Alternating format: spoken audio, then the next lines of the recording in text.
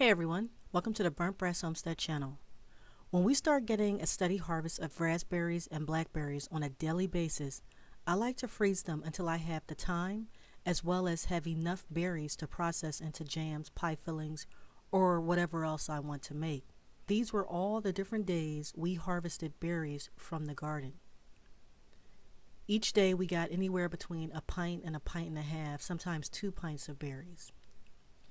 Before freezing, I normally soak just for a few minutes, allowing bugs to float to the top of the water. Once all the bugs are removed, I give the berries one final rinse. Next, I place the berries on a large plate or baking sheet depending on the amount of berries we harvest. The berries are frozen for a few hours, then transferred to a Ziploc bag and placed in the freezer.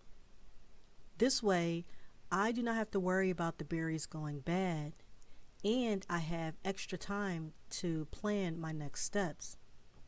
In the meantime, I can use some of the frozen berries to make smoothies.